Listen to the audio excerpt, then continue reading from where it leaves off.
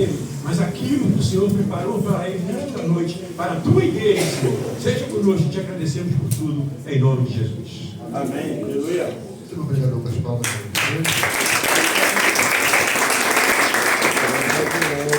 Cumprimento a igreja com a paz do Senhor, amém? Amém. Aleluia. Quero desde já pedir para a igreja abrir em João, capítulo 8,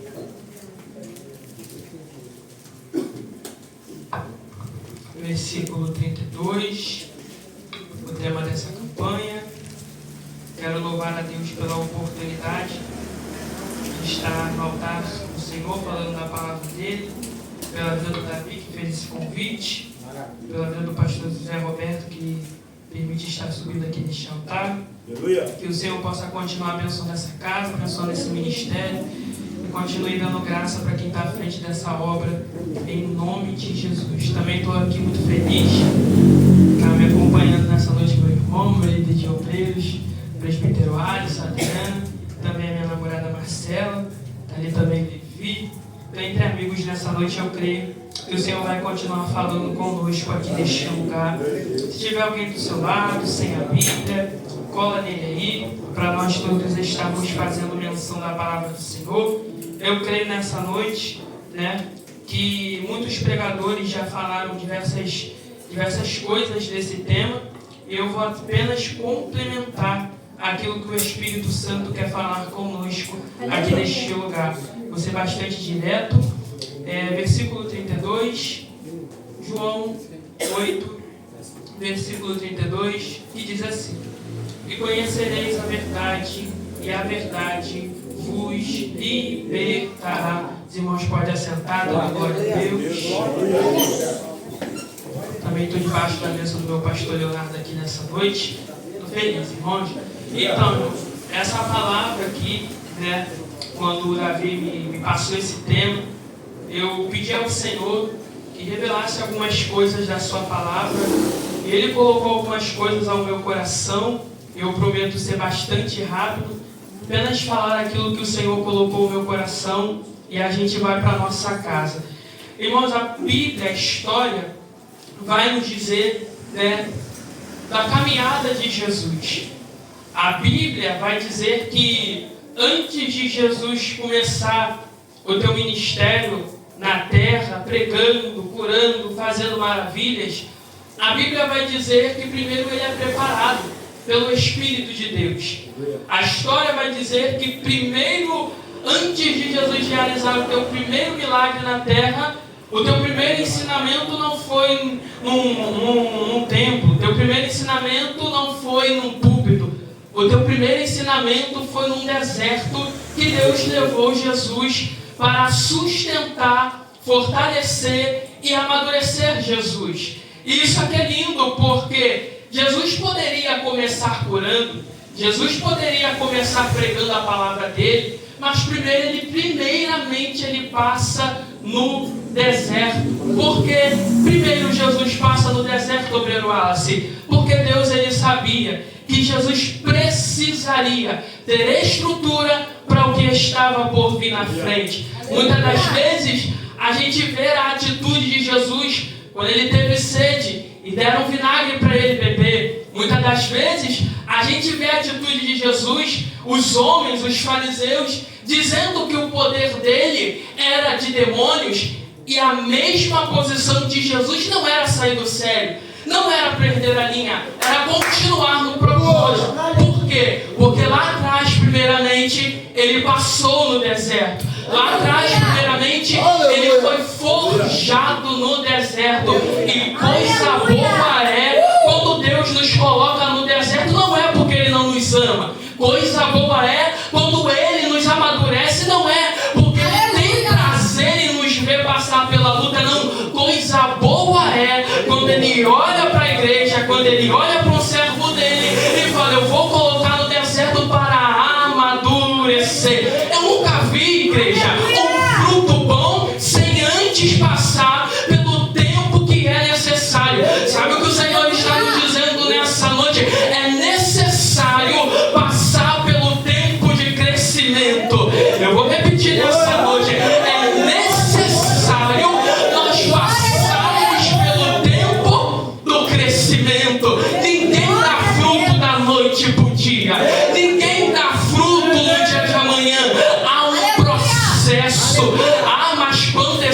processo chega, quando esse processo acaba, lindo é colhermos o que Deus tem para nós.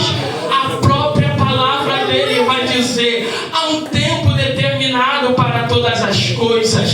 Há tempo de chorar, mas também há tempo de rir. Há tempo de plantar, mas também há tempo de colher. Há um tempo. Talvez você chegou aqui nessa noite e esteja passando pelo tempo do choro. Talvez você chegou aqui nessa noite e esteja passando pelo tempo de plantar. Mas vai chegar um tempo que você vai poder se regozijar na presença do Senhor. Vai chegar um tempo que você vai subir nesse altar e vai contar testemunho que aquele homem, que aquela mulher, que aquele lá voltou para os caminhos do Senhor. Porque você levantou. Eu vou profetizar nessa noite. Quem você veio buscar, eu profetizo aqui nesse lugar que na próxima campanha esse homem, essa mulher vai estar do teu lado glorificando o nome do Senhor. Aleluia, eu estou sentindo a presença de Deus aqui nessa casa. E olha-se como é que isso vai acontecer. É coisa do nosso Deus. Ele é mistério. Ele trabalha dentro do mistério. Ele faz mistério. Não tente entender como Deus vai fazer. Apenas adore. Apenas glorifique. Apenas continue plantando. Porque o que é para Deus fazer, Ele vai fazer. Aleluia. E aqui na palavra vai dizer que antes de Jesus começar o teu ministério fazendo maravilhas, ele passa no deserto. E aqui a gente vai ver a história, Jesus contando uma parábola e dizendo: e conhecereis a verdade, e a verdade vos libertará. Jesus escrevia parábolas naquele tempo, mencionava, ensinava os seus estudos através de parábolas, porque era um jeito que fazia com que o povo entendesse de uma forma mais simplificada. É por isso que a gente vai ver de Mateus, no Novo Testamento, Jesus ensinando através de parábola, porque era um meio que o povo entendia de uma forma mais simplificada. E Jesus, ele tinha prazer em ensinar. E aqui nessa parábola vai nos contar primeiramente de uma mulher que os homens trazem até Jesus porque ela é pega em adultério. A história vai dizer que a mulher é pega em adultério, e a lei de Moisés é que se alguém fosse pego em adultério, era para apedrejar até a morte. Eu acredito que você já ouviu algum pregador dizendo isso, então não preciso me aprofundar muito. Então os homens vão vir com aquela mulher até Jesus, dizendo o que Jesus fazeria. Só que isso me chama a atenção, porque aqueles homens estão pegando essa mulher, pastor José Roberto, e não estão trazendo aquela mulher no intuito de ajudar ela.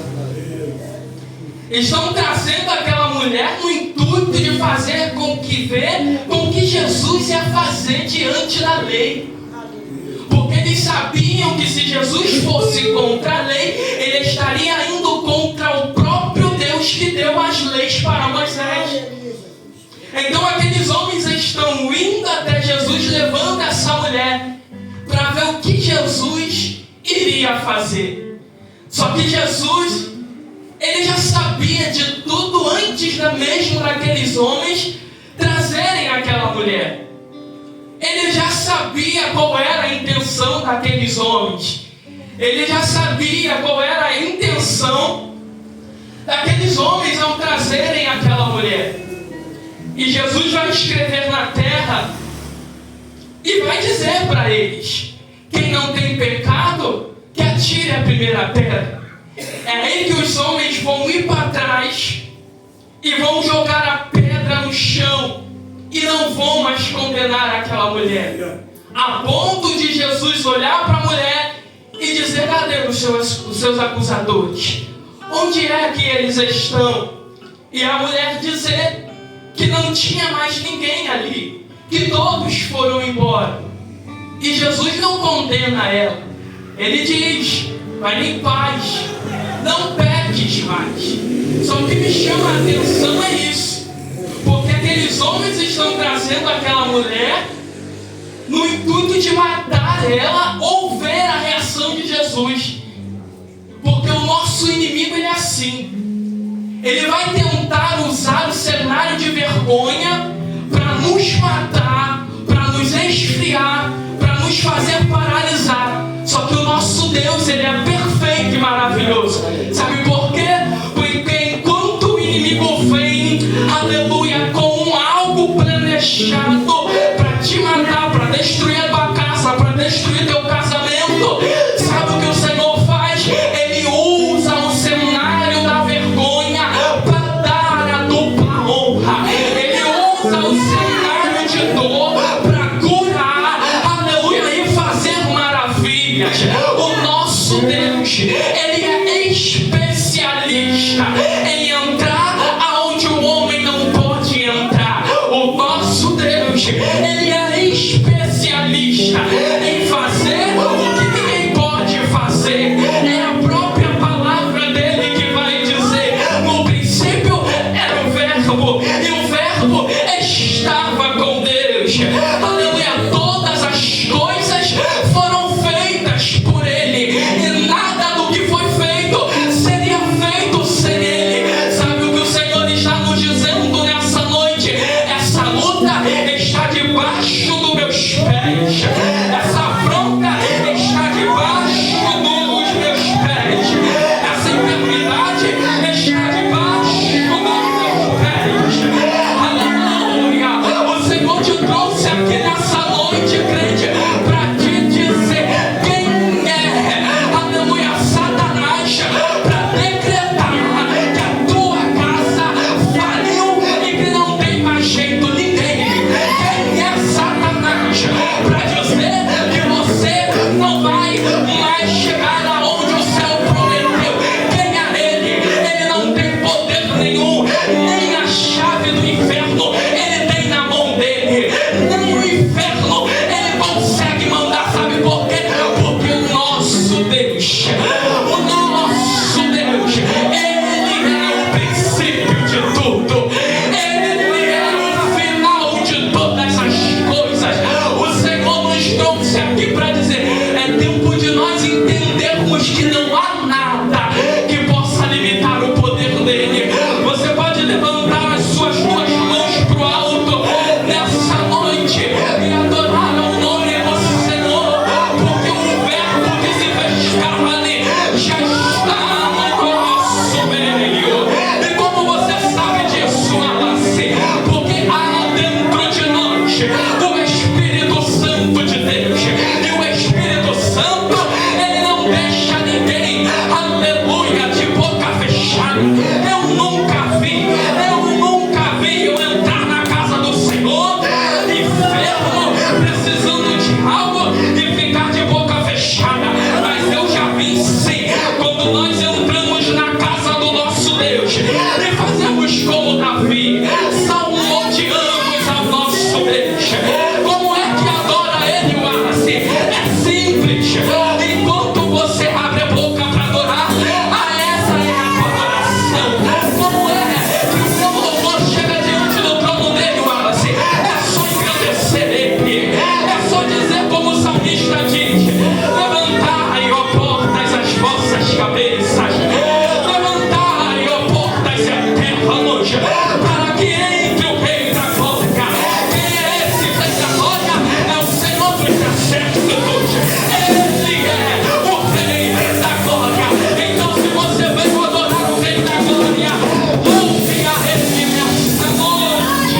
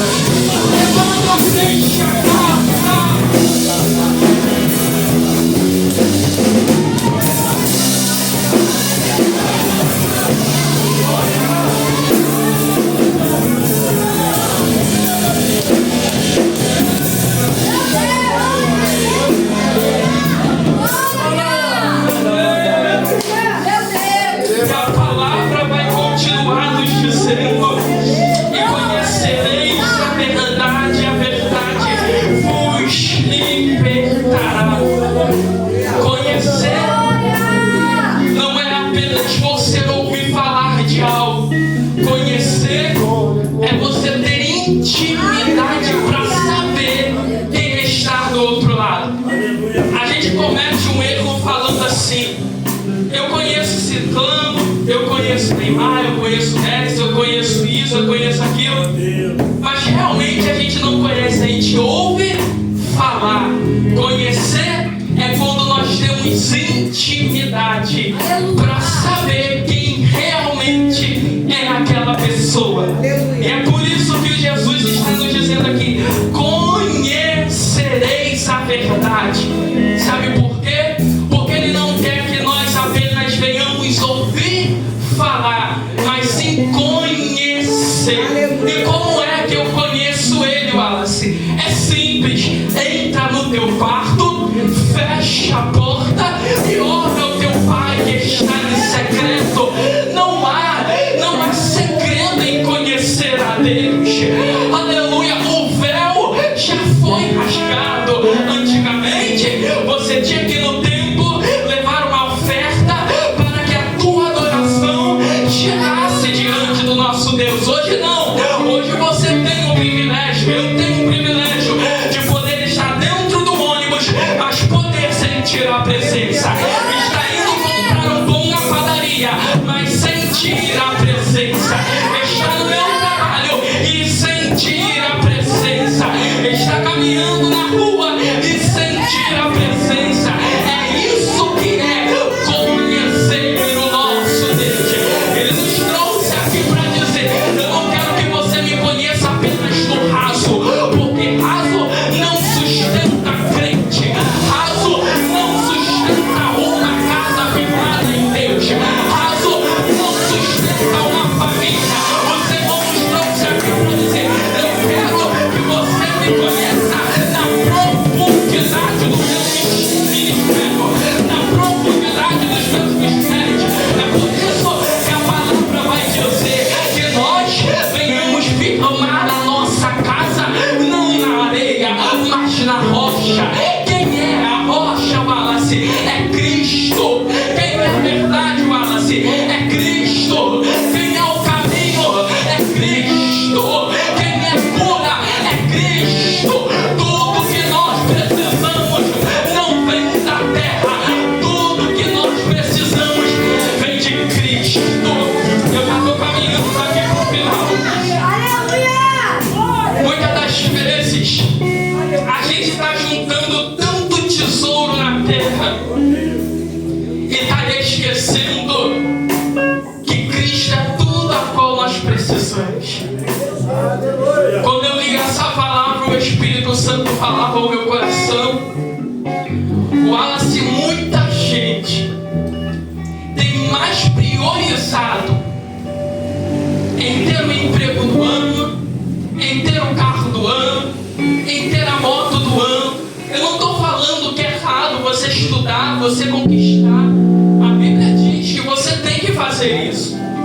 Mas quando eu li essa palavra, o Senhor abriu o meu entendimento e me fez entender algo. Tudo isso aqui da terra, ele tem prazo de validade. O teu casamento, ele tem prazo de validade. Que isso, Alan, se você está pregando contra casamento, não. Eu estou falando que ele tem prazo de validade porque um dia Jesus pode levar o teu companheiro ou a tua companheira. E por isso eu estou dizendo que o teu casamento, ele tem prazo de validade.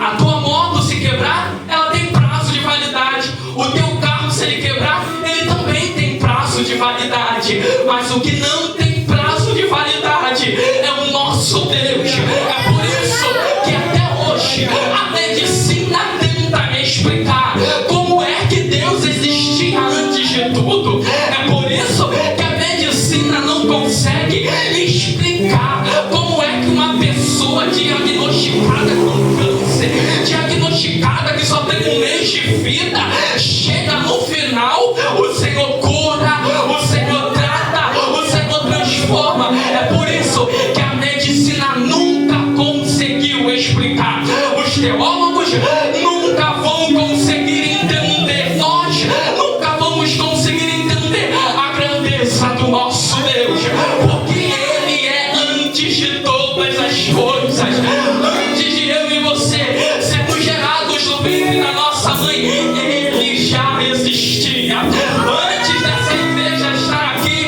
Ele já existia. Antes do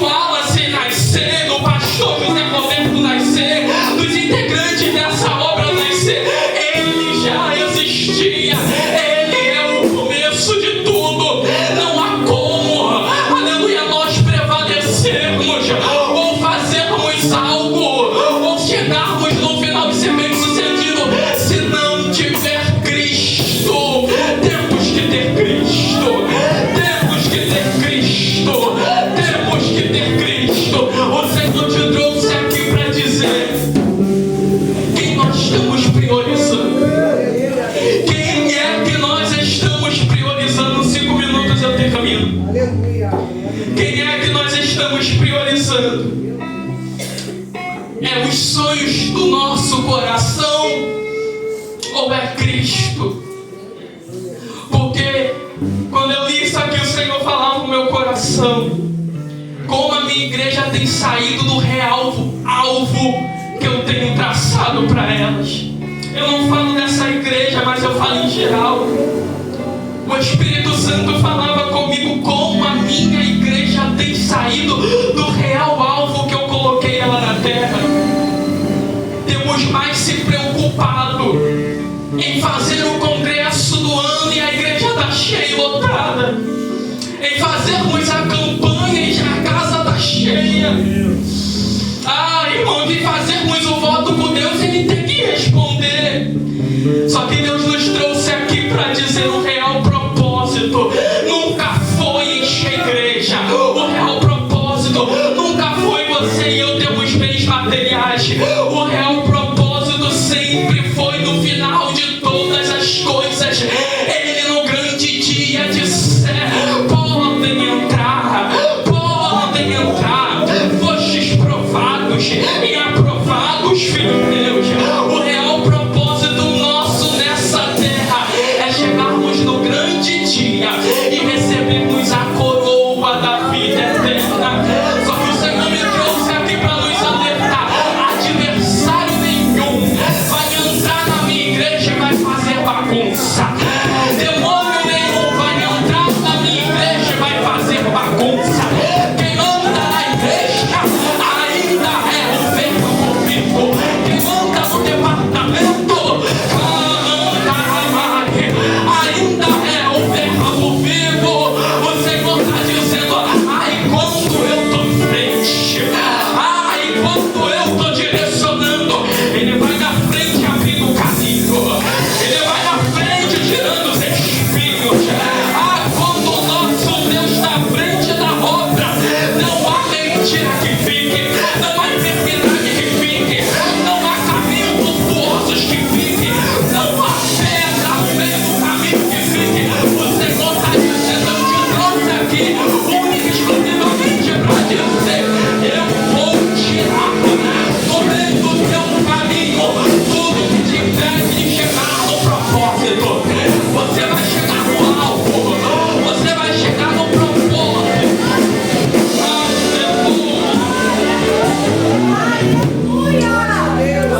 E eu termino aqui a minha oportunidade. A história vai dizer que todos os homens que tiveram um encontro com Cristo, a vida deles foram transformadas. A gente vai ver Pedro, um homem comum, pescador de peixes. Mas quando Jesus entrou no barco dele e teve um encontro com Pedro, a vida de Pedro foi transformada para pescador de almas para o reino. E mais de 3.000 almas se converteram ao Senhor. A gente vai lembrar de Paulo de Tarso, perseguidor da igreja, matava crente, perseguia a igreja.